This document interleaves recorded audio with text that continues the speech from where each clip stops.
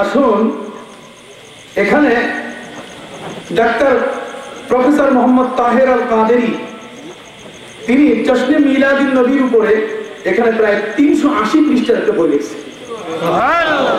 কত পৃষ্ঠা? 380। বিশাল দীর্ঘ আলোচনা। এটা আপনাদের সামনে আনার আমার এখন সুযোগ নাই।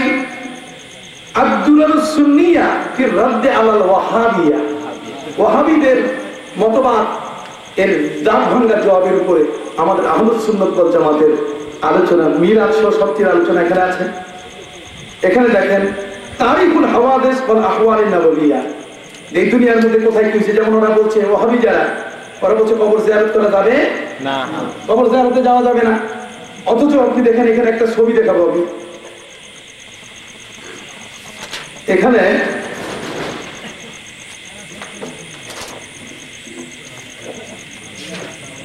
আপনারা অবাক হয়ে যাবেন যে যারা আজকে আমাদেরকে ধোঁকা দিচ্ছে তারা কেমন মানুষ। এখানে একটা ছবি আছে, একজনের একটা মানুষের ছবি আছে। ইনি হচ্ছেন মক্কার গভর্নর। উনি কিসের? মক্কার গভর্নর। উনি লিখছেন, এই দেখেন এই কিতাবখানার 37 পৃষ্ঠার মধ্যে তিনি উল্লেখ করছেন ফজলুল জিয়ারাতিন নবী সাল্লাল্লাহু আলাইহি ওয়াসাল্লাম। খোদ মক্কার মানুষ, মক্কার গভর্নর, উনি এটার উপরে অসংখ্য হাদিস এখানে নিয়ে আসছেন, দাগ টানা যেগুলো হাদিস। এই দাগ টানা হাদিসগুলো এনে উনি বলছেন যে নবী করিম সাল্লাল্লাহু আলাইহি ওয়াসাল্লামের রওজা মুবারক জিয়ারতের উদ্দেশ্যে নিজের বাড়ি থেকে ওই পর্যন্ত যাওয়া যাবে। কথা সুবহানাল্লাহ। ওয়াহাবি যারা, ওই মতবাদ পন্থী যারা, তারা বলে যে না, নবী করিম সাল্লাল্লাহু আলাইহি ওয়াসাল্লামের রওজা জিয়ারতের জন্য যাওয়া যাবে না, বরং মদিনা শরীফে নামাজ পড়ার জন্য যাওয়া যাবে। তাহলে মদিনার মর্যাদা নবীর চেয়ে কি বেড়ে গেল? জোরে না, নবীর মর্যাদা আল্লাহর আরশের চেয়েও বড়। মদিনা কেন, কাবা ঘর কেন, তার চেয়েও নবীর মর্যাদা কি? হযরত বেলাল রাদিয়াল্লাহু তাআলা আনহু নবীর ইন্তেকালের পরে চলে গেছেন ফিলিস্তিন, বিয়ে করেছেন, বাড়ি করেছেন। তারপরে তিনি স্বপ্ন দেখা শুরু করলেন। নবী করিম সাল্লাল্লাহু আলাইহি ওয়াসাল্লাম স্বপ্ন যোগে তাকে দেখাচ্ছেন, বেলাল তুমি কি আমার এখানে আসবে না? বেলালের ঘুম ভেঙে গেছে। বেলাল তো মনে করেছেন নবী তুমি স্বপ্নে দেখা মানে সত্যি স্বপ্ন দেখা। সকালবেলা স্ত্রীকে ডাক দিয়ে বলে, রে স্ত্রী, আমার নবী আমাকে ডাক দিয়েছে তার রওজা মুবারক জিয়ারত করার জন্য, কাজে আমি গেলাম। আসসালামু আলাইকুম। নিজের ফিলিস্তিন ছেড়ে দিয়ে হযরত বেলাল রাদিয়াল্লাহু তাআলা আমার নবীর রওজা জিয়ারতের জন্য ফিলিস্তিন থেকে নবীজির রওজা জিয়ারতের দূরত্ব হচ্ছে 600 কিলোমিটার। কত? 600 কিলোমিটার পথ। তাহলে 600 কিলোমিটার পথ অতিক্রম করে বেলাল যদি নবীর রওজা জিয়ারত করতে আসে, তাহলে আমরা কি যেতে পারি না? এই বিষয়গুলোর উপরে খুব মক্কার গভর্নর তিনি অসংখ্য দলিল দিয়ে বিষয়গুলো উপস্থিত করেছেন। আমি আপনাদের খেদমতে বলতে চাই, আরেকটি কিতাব আছে আমার কাছে। এই কিতাবটা হলো ইকদুল জাওহার ফি মাওলিদিন নবীল আজহার। কথা খেয়াল করেছেন? এখানে তিনি অসংখ্য দলিল যোগ করছেন যে মিলাদের মধ্যে ইয়া নবী সালাম আলাইকে বলি না, কিয়ামে দাঁড়াই কিনা, এই কিয়ামের উপরে মূলত এই বইটা লেখা। ওনারা বলে ইয়া নবী সালাম আলাইকে বলা যাবে না, ইয়া নবী, ইয়া নবী, নবী কোথায় থাকলো? মদিনায়। আর আমি এই জায়গায়, কাজে ইয়া শব্দটা অত দূর, ইয়া দিয়ে ডাকা যাবে না। আমি হচ্ছে অসম্ভব কথা, ওরা গ্রামার জানে না। গ্রামারের মধ্যে সবচেয়ে বড় হরফে দা পাওয়ারফুল, সবচেয়ে বেশি যেই শব্দটা দিয়ে দূর এবং কাছ উভয়টাকে কভার দেওয়া যায় সেটা হলো ইয়া। তো এখান থেকে নবী করিম সাল্লাল্লাহু আলাইহি ওয়াসাল্লাম তাকে ইয়া নবী সালাম আলাইকা এটা বলা যাবে না। তাহলে যদি এটা বলা না যায়, তাহলে নবী করিম সাল্লাল্লাহু আলাইহি ওয়াসাল্লাম কবর জিয়ারতে শিখাই দিয়েছেন আসসালামু আলাইকুম ইয়া আহলাল কবর। একটা কবরবাসীর কাছে যাই আপনি কবরবাসীকে সালাম দেন, কেমনে শোনাবেন তাকে? মাটি দেন নাই, কবর দেন নাই, স্তর তৈরি হয় নাই, সব মাটি শক্ত করে মজবুত করে তারপরে তাকে তার নিচে দেওয়া হয়েছে। কথা বলুন, যেটা আমেরিকার মধ্যে একটি কবরের মধ্যে মানুষ দাফন করে সেখানে কম্পিউটার ফিট করা হয়েছে।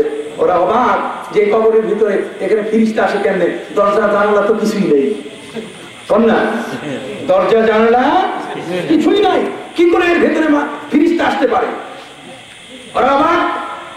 শেষ পর্যন্ত ওরা কম্পিউটার ফিট করলো, অটোমোবাইল ক্যামেরা কবরের ভিতরে ফিট করলো।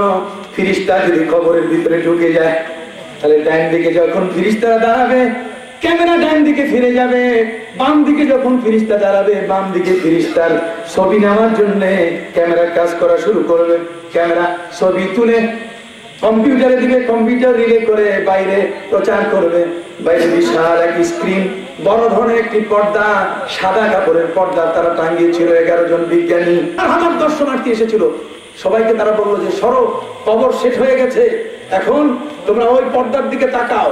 ওরা বলছে কেন, আমরা এখানেই দেখবো। ওরা বলছে না, নবী করিম সাল্লাল্লাহু আলাইহি ওয়াসাল্লাম বলেছেন কবরের ভিতরে যে মানুষটাকে তোমরা দাফন করেছো সেই মানুষটার থেকে 40 কদম দূরে না যাওয়া পর্যন্ত ফেরেশতা কবরে আসে না। যখন 40 কদম তারা দূরে সরে গেল, সবার দৃষ্টি সেই বিশাল পর্দার দিকে। ওর দিকে বলেন না, বিশাল পর্দার দিকে। পর্দার দিকে ওরা তাকিয়ে আছে, অবাক কাণ্ড। ফেরেশতা এই দেখা যাবে, এই রিলে হয়ে সেখানে প্রচারিত হবে, কিন্তু সাথে সাথে সেই পর্দাটা জ্বলে পড়ে ছাই হয়ে গেল, একেবারে আন্ধার হয়ে গেল, দাউ দাউ করে আগুন জ্বলে সব শেষ হয়ে গেল। জনগণ এখন অস্থির, তোমরা আমাদেরকে ফেরেশতা দেখাবে, পর্দাই তো পুড়ে গেছে, তোমরা চালাকি করে আগুন লাগিয়েছো, এটা তোমাদের চালাকি। বিজ্ঞানীরা বলছে না, আমাদের মোটেই কোনো চালাকি নাই এখানে। কথা বোঝা গেছে? আপনারা দয়া করে আমাদেরকে মাফ করেন, মাফ নাই আজকে। তোমরা আমাদেরকে ডেকে নিয়ে আসছো, কবরের ফেরেশতা দেখাবা। কবরের ফেরেশতা কেমনে সওয়াল জবাব করে, মুহাম্মদ রাসূলুল্লাহ সাল্লাল্লাহু আলাইহি ওয়াসাল্লামের সেই বাণীটিকে আজকে তোমরা পরীক্ষা করবে, কিন্তু তোমরা চালাকি করে আগুন লাগাই দিয়েছো, তোমাদের শয়তানি। ওরা বলছে না, কোনো শয়তানি না, আমাদেরকে সুযোগ দেন, কবরের ভিতরে অবস্থাটা একটু দেখি। এখানে তো আগুন লাগছে, কতক্ষণ না, এক ফ্যাক্টরিতে আগুন লাগলে আরেকটাতে লাগে, কতক্ষণ না, এক জায়গায় লাগলে আরেক জায়গায় কি লাগে, এক জায়গায় কনসার্ট হলে আরেক জায়গায় কনসার্ট হয়ে যায়। এটা দিয়ে লাগছে, উপরে আগুন, নিচে কি খবর একটু দেখি। আবার মাটি সরাইয়া কবরের মানুষটার সেই কাপড়ের পাশে যে কম্পিউটার ফিট করা ছিল সেখানে যে অটোমোবাইল ক্যামেরা, এটা খুঁজতে গিয়ে দেখে পুরা মমের মতো গলে গেছে, না আছে কম্পিউটার আর না আছে অটোমোবাইল ক্যামেরা। আমার ঘরে তাদেরকে বলবো, দেখো উপরে যে স্ক্রিন সাদা পর্দা, সেই পর্দার মধ্যে হয়তো আমরা চালাকি করে আগুন লাগিয়ে দিয়েছি, কিন্তু কবরের ভিতরে কম্পিউটার, কবরের ভিতরে যে এখানে অটোমোবাইল ক্যামেরা রয়েছে, এখানে তো আমরা কোনো হাত দেই নেই। এটা হলো কি করে? ওরা বলছো তোমরা যতই ব্যাখ্যা দাও, তোমাদের ব্যাখ্যা আমরা মানতে রাজি। তোমরা আমাদেরকে ডেকে এনেছো, ফেরেশতা দেখাবা, ফেরেশতা দেখাইতে হবে, না হলে তোমাদের পিঠ তক্তা বানাই দিব পুরা। এখান থেকে একজন সোজা হয়ে যেতে পারবে না। কথা বলতে গেছে, একজনও যাওয়ার সুযোগ নাই। ফেরেশতা দেখাও। ফেরেশতা কি কবরে আসছে? ওরা বলছে কবরে আসছে, প্রশ্নও করছে, উত্তরও নিয়ে গেছে। ওরা বলছে ধরো, একজনও তো ছাড়া যাবে না। ওরা দেখলো, আমরা দেখলাম না কেন? জিজ্ঞাসা করা হলো, তোমরা এমনটা বলছো কেন? 11 জন বিজ্ঞানী উত্তর দেয়, এটা আমরা এই কারণে বলছি, এখানে যে কম্পিউটার ফিট করেছি আমরা, ভেতরে যে অটোমোবাইল ক্যামেরা দিয়েছি, এই দুটা যখন চলে গেছে আমরা বুঝতে পেরেছি মূল রহস্য। কম্পিউটারের মধ্যে, অটোমোবাইল ক্যামেরার মধ্যে যে শক্তিটা আমরা দিয়েছি, এটা হচ্ছে সূর্যের শক্তি, এটা সৌর শক্তি আমরা দিয়েছি। আর কবরের মধ্যে যারা আসছেন 2 জন, ওনারা তো হচ্ছে নূরের শক্তি নিয়ে আসছেন, নূরের আলো, নূরের পাওয়ার সূর্যের চেয়ে কোটি গুণে বেশি। কবরে ঢোকার সাথে সাথে অটোমোবাইল ক্যামেরা এবং কম্পিউটারের মধ্যে আগুন লেগে গেছে।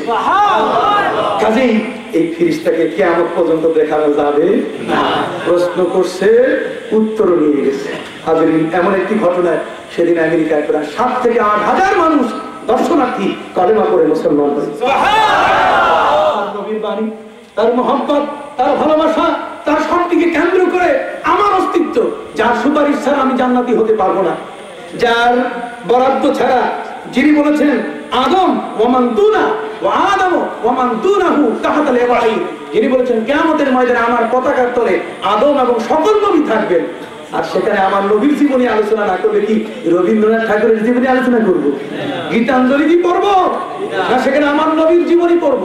এই জন্য আমার আল্লাহ বলছেন আলাম নাশরাহ লাকা সাদরাক ওয়া ওয়াদা'না আনকা বিজরাক আল্লাযী আনকাযা যাহরাক ওয়া রাফা'না লাকা যিকরাক। হে রাসূল, আপনার আলোচনা সবার উপরে, আপনাকে কেন্দ্র করে, আপনার মহান আদর্শ দেখেই মূলত মানুষ কালেমা পড়ছে। কথা খেয়াল করেছেন?